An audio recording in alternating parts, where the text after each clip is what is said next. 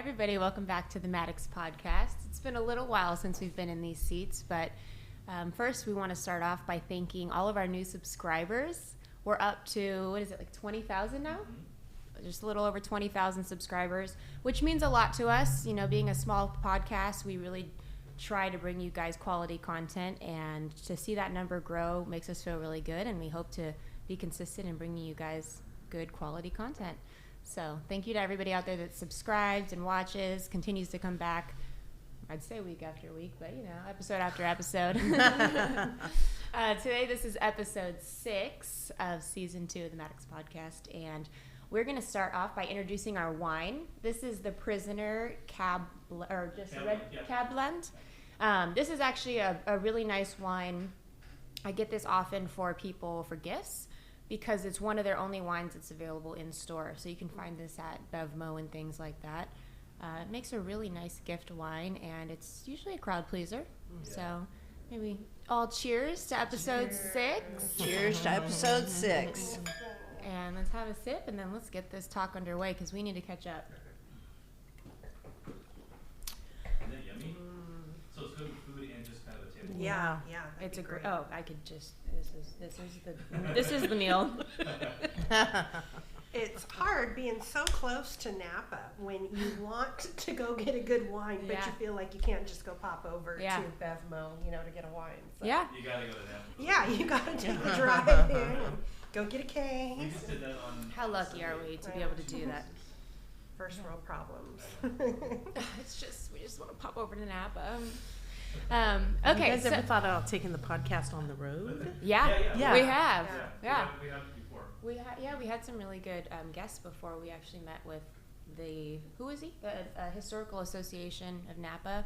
We met with the guy and talked to him, and he gave us the rich history, and so hopefully we'll bring more episodes like that. But today, what we need to do is we need to jump into what is happening and how to navigate a challenging market like we are in, because I think no matter who you are, buyer, seller, agent, lender, you're feeling the effects. I think just everybody's feeling effects of this world right now, and how crazy things are, even if you're not in the market to purchase or sell. And let's kind of digest what's going on and what we think. So, Carrie, your head was on the table minutes ago. Literally minutes ago. That would have been great content. What is happening? What is your take? What are rates doing? Everybody's talking about rates being high. What does that mean? And let's also focus on what are the positives that can come from this market? How do we take this crappy situation that we're in and find the silver lining? So what's going on? What are rates like? Well, it's a bit of, today in particular, but sometimes it's hard. What you need to kind of remember is that you can't really ever time the market. Sure. So, and if you're buying and selling in the same market, whether it's a buyer's market or a seller's market or a neutral market, you're going to either sell your house for more and pay more if it's a seller's market, or if it's a neutral market, you're going to get what you can get and when you go buy. But if your current living situation is not a fit for you, then there's no problem with selling and buying something that is a fit. The challenge could be that your payment, you might have some payment shock, but there's ways to mitigate that with tools. So depending on the market, I think it's important to focus on that. But relative to rates, right? So rates can go up, they can go down, and they change daily. So if you generally are, qualified and you know what your payment range is at 7, at 8, at 6, so you're not looking for more house than you can really afford, then that's important to kind of have your lender isolate different rates so you kind of are in the right pocket. But the market is going to do what it does. Anytime the Fed speaks, rates could get affected. There's a lot of Fed presidents that might speak and say we need to hike more, and some are like, no, I think we're good, we'll let it play out as far as the Fed funds rate. So because the Federal Reserve is in direct control of that, and they're their own thing. So if they talk, our rates could affect. But what is important to understand about the Fed and their meetings, and they're going to either increase the rate a quarter or not. The market has already priced in that rate hike in the future when it was announced. Like the market kind of braced for no more rate hikes, and then in the last month it was assumed that there will be future rate hikes, and that immediately got priced in to the rate. So at the time that they actually hike the rate, you won't see the rate move. It's already moved. So the damage was kind of already done. But conversely, if there's any indication from the Fed that we're good, we're going to let it play out, we've done enough rate hiking, then we should see a little bit of reprieve on the effects that they had on the market back a week ago, in early October, and all the way from mid-September to now has just been a downward trend. But people are still buying houses, they still need places to stay, and there's, so it is what it is. You can always have the opportunity to refinance, and that's what buyers are doing right now. So if you wait for the rates to lower, to be more affordable, then what are the prices going to be at that point? Yeah. Because And the competition. Exactly. yeah, and the competition and crazy, so it's just, and a lot of the smart buyers are, I gotta live somewhere, and I have the money saved from my stock options or whatever else, Sure. and I'm just gonna go ahead and buy. So Yeah, that's a good point. I mean, there's a lot of tangents that my brain wants to jump off on right now, but let's start with the pricing. So in a challenging market like this, one of the first things we start to see is, just kind of it's been a little bit hushed, right? I'm seeing a few more listings come on the market, but not necessarily selling, right? Things are coming on, but I don't know. I think we've all had experience with things that are maybe sitting a little bit. Yeah. That's a challenging conversation to have at times. But from a buyer's perspective, I think that there's a lot of opportunity that's still out there if you can afford your payment, if you can qualify.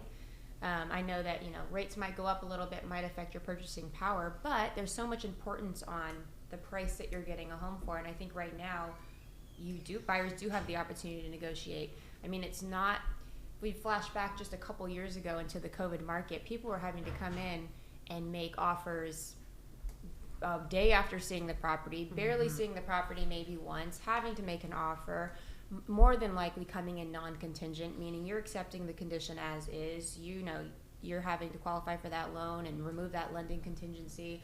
You're in some cases paying cash over appraised value, and we've really done kind of a 180, would you say, from that, just in the past 2 to 3 years. So there's a lot of opportunity out there. What kind of things are you seeing the opportunity for buyers? Are you seeing? You guys want to speak on that a little bit?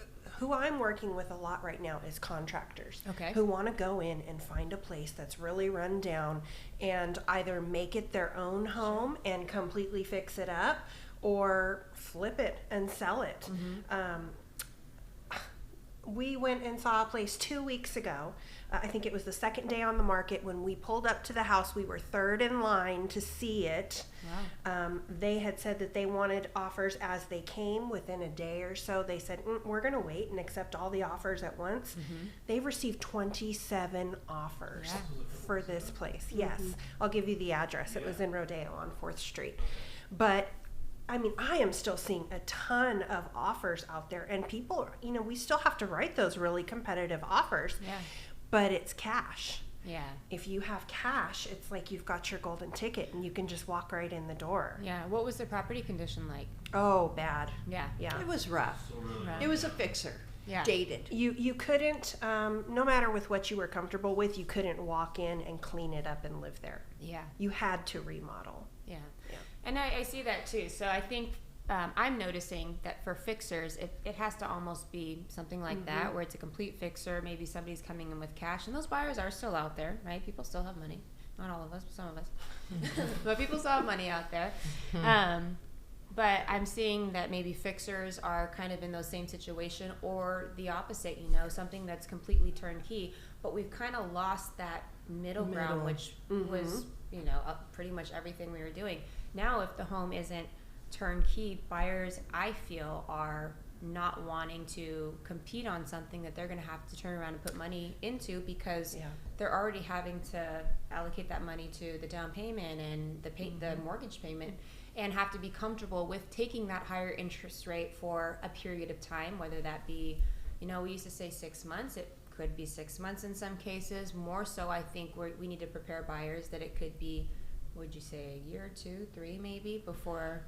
Yeah, that's the thing. Like, the Fed, they kept the rates too low for too long, and now we just kind of are handcuffed. They have to deal with inflation, so the rates will be higher for longer. Yeah. They will be. And I think that's an important conversation to have with people, that, you know, yes. And that's not the tone that we had 6 months ago or 8 months ago. So when you're saying higher, what are you saying though? Well, I mean, elevated. So not 2%. The Fed's not gonna. Right. So that's a good question. So I always tell buyers, like, a good marker is you take the 10-year yield, which today is probably, I don't even want to look, but it's probably around 4.8. Maybe it's approaching 5. But if you add like 2.5 to 3 to that, that's about where your 30-year fixed mortgage is going to be. So we're talking, you know, we're past 7.5 today. So we're heading to 8. So if we stay at 8, so longer, you know, higher for longer, between 7 and 8 for who knows how long. It's just as soon as the Fed indicates that we're done hiking, then we should get back to the 7, you know, the low 7s. And then we just need to keep a watch on inflation. So inflation and unemployment. Yeah. Like, at some point, you know, people are, you know, losing their jobs, or, you know, the other thing with those unemployment numbers is people are working multiple jobs because it's expensive to live. So the true unemployment rate isn't always translated on the unemployment figures that you'll see. Right. And it's a election year next year, so who knows what could happen. There's a lot of, we've seen many of those. Yeah, globally there's issues which, you know, could affect the market too. But when I say higher for longer, let's just plan on 7s for, you know, the next 6 to 12 months. I hate to predict, but until unemployment becomes a bigger problem than inflation, rates will stay in the 7s. Well, that's an important point, though, because we always say you can't predict the market, and anybody that tells you that you can run, they're not they're lying to you. Right. However, we can pay attention to patterns and trends, and I think that there's a difference. You know, trying to predict what's going to happen, can't do it, but we can look at patterns, just kind of like we have the natural ebbs and flows of just the yearly market. Year to year, spring is hot, summer, you know, whatever, tails off into the fall, kind of picks back up, dies down again. We already know that kind of, and then everything else plays a role in it. But one thing I think is really important right now, if you do have, you know, the opportunity to purchase, is that pricing. Like, there is so much opportunity to negotiate. Yes. Yeah, absolutely. Negotiations was almost a lost art form for the past couple of years. We weren't doing it. It was just come in, best foot forward, sell your first kid, and here you go. You can maybe get a house. Now there's not as many options, but there's, I think, you know, quality opportunities here. If you can get in at a little bit lower price. Not only that, like when we had a property that we were working on, I was looking at strategies to help my seller stand apart from the competition, because more listings are coming on the market. And it's like, how do you set yourself apart from these other listings that are also probably going to sit a little longer, right? Our days on market is no longer 7 to 10 like it was. It's probably 30 to 60 in some cases for a lot of properties that aren't, you know, turnkey or the fixers that are going out the door. But I think there's a lot of room for opportunity. And what I like is, if you are a buyer and you can get in at a lower purchase price right now, even if you have to hold on to that payment for 6 to 12 months plus, which you should be prepared for, when you do have the opportunity to, you say refinance is what I say, like a white girl, but refinance, you have a better margin to work with, right? You can maybe, if you didn't put 20% down, maybe by the time, you know, you gain that equity, you have a lower purchase price. Now the property's worth more. The interest rates come down. If interest rates come down, I think we all kind of know what's going to happen. We've seen it time and time again. Do you feel that prices are going to go back up? Do you feel that there's too many things working against us? What do you guys think? Amy's like, I need Go to ahead, take a picture of Amy. this. I think a lot's going on. I think that prices are going to continue to plateau. Yeah. That's what I think. Mm-hmm. What about if we do see rates come rates. down in 6 to 12 Oh, months? like a What do you year. think's going to happen? Yeah, I think it'll be a more active market, of course, just Yeah. like it traditionally is shown. In theory, mathematically, people can afford more when they qualify for more, so they're willing to, to pay more because it's the same payment. So, but one thing I kind of wanted to point out relative to the market now Mm-hmm. is, you say they'll keep that payment for 6 to 12 months, maybe 2 years. Be prepared for that. So one of the tools that we'll use now in a market like this is like a 2-1 buy down. Yeah. So then who pays for the 2-1 buy down? The seller would pay for. So if I'm a seller and I want to, get whatever price for my house, I might advertise seller willing to offer a 2-1 buy down. So what is a 2-1 buy down? That's where 2% lower in year 1, 1% lower in year 2. So all that the seller is doing is supplementing your mortgage payment for 2 years. So your rate is 7.5, but you're paying 5.5 in year 1 and 6.5 in year 2, and it's a more comfortable payment for the buyers. They still have to qualify at the I was gonna 7.5, say. but the reality is, what buyers qualify for is significantly more than what they're willing to pay on a monthly Yeah. basis Oh, because absolutely. the way the lenders qualify. So Yeah. off your gross income, up to 50% on the debt to income ratio off your gross income. Well, Yeah. if I make $10,000 a month, I can afford a $5,000 mortgage payment. But if I make Do you $10,000 want a to? month, yeah, right, like $5,000 if I have no other debt. But that's not something. That's not a recipe for success. But on the 2-1 buy down, that $5,000 is what I qualify for. But my payment in year 1 is $4,000. In year 2, these are just rough numbers. Yeah. but Right, 35. but that also takes us to that place where we're hoping the rates will come down by then. Right. Yeah, And exactly. so when we say refinance opportunity, obviously you still have to have acceptable credit and a qualifying income. Sure. So that it's important for us to stipulate that. We don't want to say you can always refinance. Well, as long as you have the same job, or not the same job, but equivalent income and good credit, or acceptable credit. It doesn't even have to be that good. I think that's really important. I want to switch gears just for a second before I forget this. They are talking about bringing back the down payment assistance program. Oh, What's yeah. it called? It's not called the Dream for All this time, is it? It still is. It still it's is. The same. They just got a approved round of funding. Not I the wish- Dream for a Few Yeah. this time? uh-huh. Yeah. I wish I had concrete. They are going to give us updated guidelines. Do we have any teasers? Anything? The last that- Friday, the boss came on and did a little video snippet like, quit advertising to the Oh, lenders, on your social media, get pre-qualified now because Yeah. the funds likely won't be available till mid next year. Oh, yeah. And Wow. Yeah, they keep might pushing do a it back. lottery. He mentioned that. Oh, Those really? aren't my words. That was what he said. But if you go to the CalHAFA website, .gov, but we can put a link in. Yeah. But if you go to the CalHAFA website, or just sign up for the text updates. Yeah. And you'll get, but they should give us updated information on, they're going to tweak it. I don't know if that means a lot. He mentioned lottery, not me. Yeah. But that's been on the table, and then lowering the income limit is on the table. Yeah. Their words, not mine. Well, I But- hope that they learned So- from the last round and how Yeah. that went, because that wasn't great. And, I mean, it was Yeah. for some. It was for anybody Yeah. who, It you worked know, for some. who made it work in the few days that we had it. Yeah. But it's, it's And what strong. was it, 7 days? I think I know you had Nine. business days, it was like 7 or 8 Yeah. actual business days. Or, not business days, lockable days that you could actually lock your rate, Yeah. which was not much Not when near you have enough. when you Yeah. have that amount of people that were qualifying and ready. And yeah, there's a lot of things I think they need to learn from and try to avoid this next round.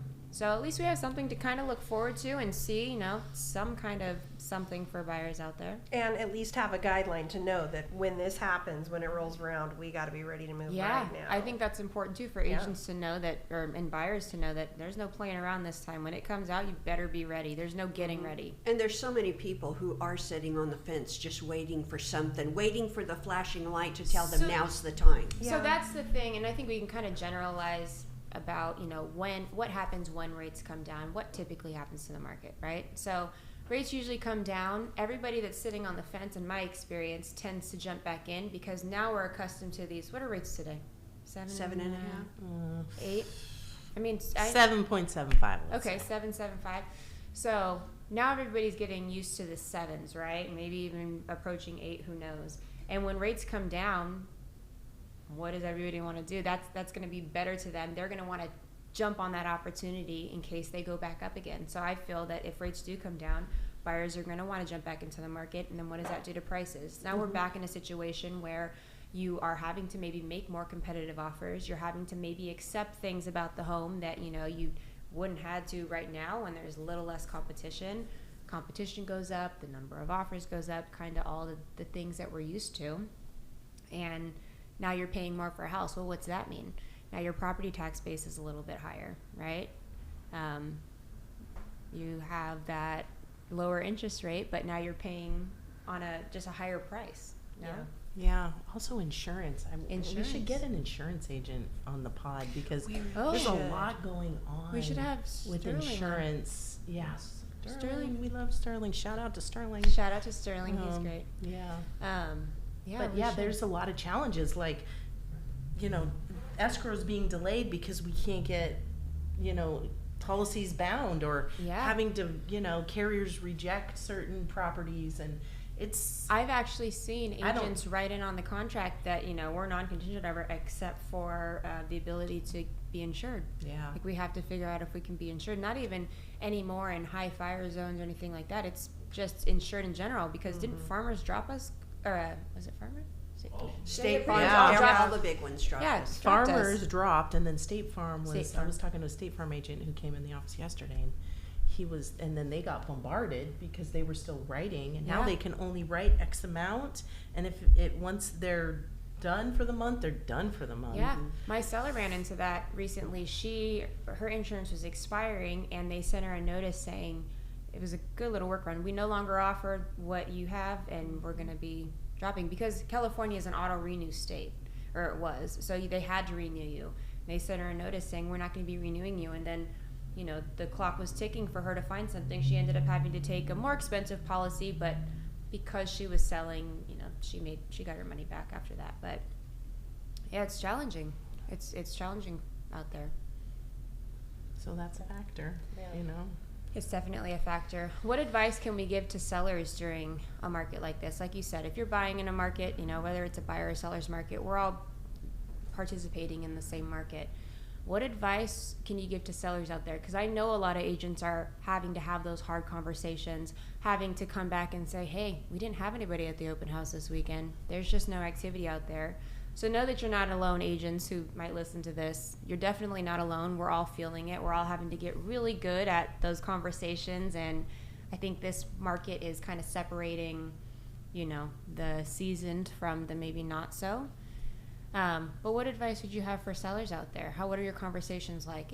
If something isn't going, you know, perfectly, if you're not getting a ton of calls and you're not. Well, I think the most, you know, aggressive stance you can take is your price point.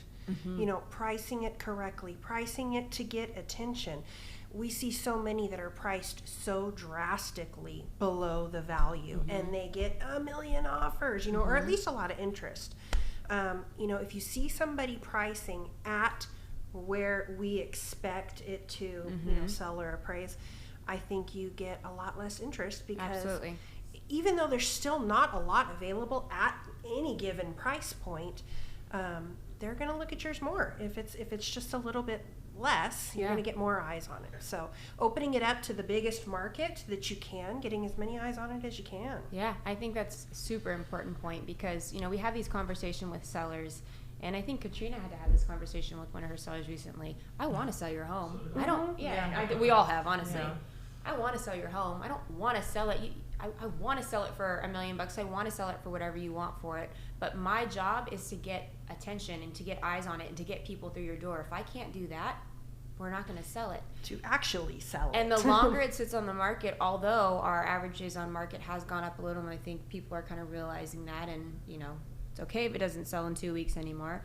But there is going to hit a point where buyers will start to look at you after you've been sitting for, I'd say that 35-day mark is kind of where I feel that people start to look at it and think, what's wrong with it? So if you can't get the attention, if you can't get the eyes on it to begin with, that's why we tell sellers, look, we want to sell it.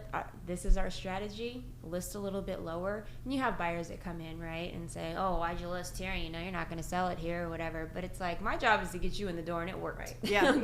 yeah, exactly. My job is to get you in here, and the market will dictate what the house sells for. It's obviously worth what a buyer's willing to pay, but at least if we can start getting people in here and start at least get some offers on it and work the... And to be transparent with the seller, this Yeah. is what we expect to happen. And if we Expectations. do it a different way, we're not going to get that same effect. Yeah, nobody wants an I told you so. Exactly. And I hate those situations where sometimes you have to have your seller learn the hard way, which is, unfortunate, because there's a reason you hire the professionals. We know what we're doing. We've been through different markets. We know what strategies work and when to implement them. And I think that's the most important part, is just building that trust with your seller so that they know that you have their best interests at heart, regardless of what that looks like strategy-wise, to get eyes on your place. I saw a tag, to put attached to Halloween candy, and I forget exactly what it said, but it said something along the lines of, don't accept candy from strangers, and don't accept real estate advice from your second cousin who sold a house once. Yeah. Call us, we will help you through it. That's actually really good. I might Yeah. borrow that. Well, I've got the template, I'll send it to you. Yeah, I might have to borrow that one. That's a good one. But yeah, it's true. This is there's no doubt that this is a challenging time overall. Sidestepping real estate, this is just a challenging time. We are living through some unprecedented times and having to deal with what we've dealt with over the past few years. The cost of living is going up. Won't even touch on everything that's happening in the world right now, but we're all feeling it. And I think everybody, if you aren't even buying or selling or thinking about real estate right now, everybody's feeling the effects of the world right now and what's going on. And we just have to figure out, how do you try to navigate it and, sustain. I always thought it was really cool watching Amy, growing up. She's been in real estate for, 20 years or so. And I remember hearing her as a kid telling clients on the phone, you don't need to worry. You don't need to stress. It's my job to handle all of this. And when it's important, when it's relevant, I will, circle you in, clue you in on what's going on, as far as, when you need to worry. Yeah, And that's great advice. Yeah, I always thought that was really nice. That's and actually, I've taken that on with clients, oh, you don't worry, I've got everything under control, and as little stress as possible. That's a fabulous approach, because we've always said there are so much that happens behind the scenes, and of course you want your buyer or seller, your client, to be in the know, but there's also so many little things that are happening that, like, my approach is, I usually want to come to you when I have an update, not give you these little piecemeal updates that are just going to cause you to worry and stress over something that I don't maybe have the answer to yet, but I'll get it. Well, we know the personality types. There are some that stress a lot more. Oh, yeah. And, so it's important for us to let them know that we got this. And when I start to worry, that's when you think about it. But yeah, it's just something that we can do and take that off their shoulders. They don't have to stress. We know how frequently those hiccups happen in the 9th hour, and we iron them out. That's what we do every day. So we've got it under control. We'll let you know when you got to worry. I really like that. I think it's just important to remember during these times that, yes, we are here to help you buy and sell houses, and this is our business, but we're humans before that, and connecting with people and just understanding each client's needs. If I've said this time and time again, I've talked more people out of things that I don't think is going to be a good fit for them than I ever have into things. The only time I've ever tried to talk a client into something is when I know it's good for them and they just have to let go of that little bit of fear that's holding them back from a good opportunity or a great opportunity. But other than that, you're not going to catch me trying to oversell you on something that... Right. Fire truck. But you're not going to catch me trying to oversell you on something. And, you know, same with the sellers. If it's not a good move for you, I mean, there's no doubt that a lot of people purchased or refinanced in a market where now they have these incredible payments and they don't want to leave their house unless you have to. Unless you're moving out of state, it doesn't always make a lot of sense for some people. And I recognize that. And I've had those conversations with people. But at the end of the day, there's always going to be people that have to buy and sell. You know, I remember you were just saying there was a place where if somebody would have bought it, their mortgage would have been higher than the same price to rent a home in the same area, in the same neighborhood. And, you know, you can't try and talk someone into that. Aside from, you know, your rent is never going to get you anything. Owning this property is always going to appreciate over time. And in like that situation, they ended up getting, you know, buyers interested that were outgrowing their little apartment. I mean, we always say, again, rent is 100% interest, right? So it doesn't matter what the rates are. If it's not fitting for you, if you're outgrowing your place, 1-bedroom apartment, and you're having children or you're on your second kid, I think Xavier can attest to that. When you're outgrowing your space, you have to make moves, and you kind of have to One bathroom. Yeah, you know, the one bathroom. One bathroom. The 2 bathroom. It's like, well, you know, your starter home had 1 bathroom, and then, you know, you get your first kid, and then your second kid, and, you know, you gotta have 2 bathrooms at some point. I went from 1 to 2, and now I need 3. Yeah, that's huge. But there's always going to be people out there that, you know, need to buy and sell, and it's important that you find someone that knows what's good for you and that understands you and gets to know you and can help you navigate these challenging times outside of real estate too. Yeah, and sometimes just, you know, keep things simple. Like, you know, I can't control a lot of things. I can control getting from point A to point B myself. No, you know, my kids are older, so, you know, like, and stay in your lane. Just like, you know, if I'm not going to take on the school board, I'm going to start in the classroom, right? Or, you know, the classroom, or even the small group, the reading groups. Okay, I can affect this reading group, but I can't affect the whole class. But then you get, you know, your group of people to tackle little things, and then before you know it, you can have an impact. You know, classroom, and then the school, and then the school district, and then you know, it's you can't go from A to Z. You got to go step by step. And sometimes you just want to take on little things and have a win. You know, you got to win at the little things. You can't be too affected by, you know, too much. You know, it's just... There's a saying, and I'll probably butcher it, but it's, you know, a boy and his horse are walking through, and he says, I can't see a way through the forest, walking through a forest. He says, I can't see a way through the forest. And he goes, but can you see your next step? Take it. It's all you can do sometimes, especially when things are like they are, and, you know, we're dealing emotionally with just what's going on in the world and everything. You just kind of have to take that next step and figure out what's gonna maybe get me on the right path or a step in the right direction. So it's sometimes you can get caught, like, you only have so much bandwidth, and if you're spread too thin, right? Like, I can only allocate so many resources to this task, and I didn't finish any of them, so I had no wins. Like, it's like, focus all your effort on, you know, the next step. Just take the next step. Take the next step. But it's important to just kind of, you know, complete and then move on, or not try to take on too much, maybe. Carrie, do you have any programs now that are some of your favorites for more specific scenarios? Well, you know, you had a listing that was, or, you know, you have a listing that's maybe a fixer. I mean, I've had a few renovation approvals and offers go in, but didn't get accepted. But sometimes I think the distressed properties get so much attention because they're significantly under, right? But I really would love to do a renovation loan. It's a great tool. So I love the renovation lending tools.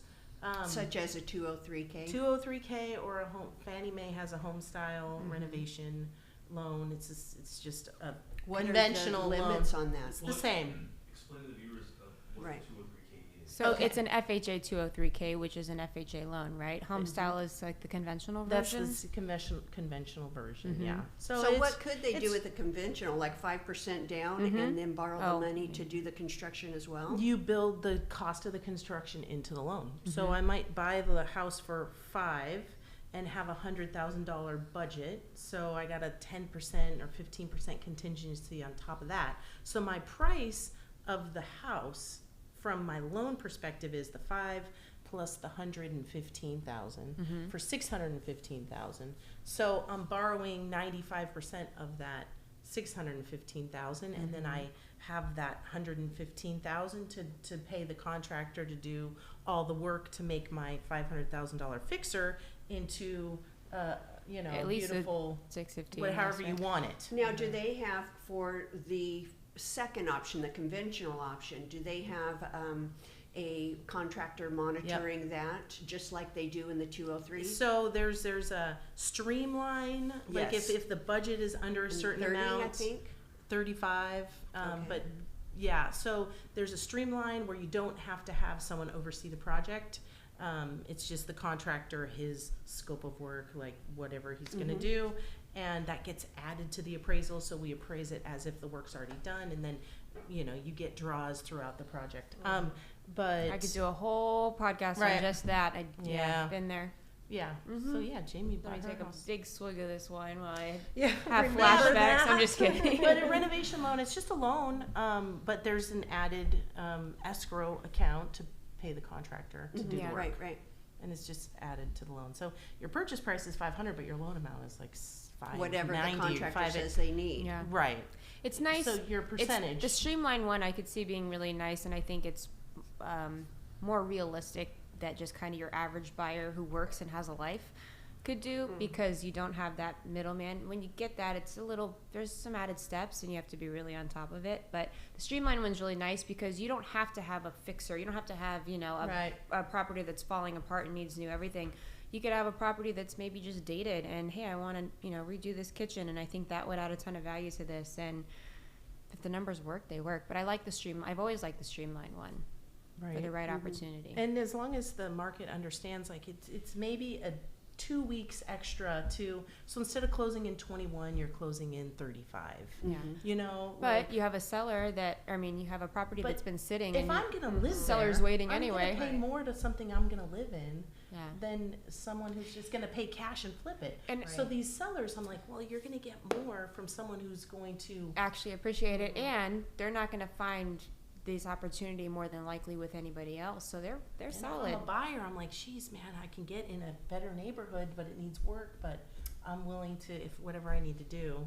So I wish I could do. My favorite these days. I've been close to getting an offer accepted on a renovation, but a renovation loan is a great tool. Yeah, there's options out there, but To I answer think that's a long-winded version Thank of you. answering your questions. yeah. Do you have anything else to add? I think that's probably a really good bit of information, just kind of catching up, coming back. It's October. We're nearing the end of the year. I think we're all hopeful that things, get a little bit better. We're all kind of just chugging along at this point. Let's just keep it real.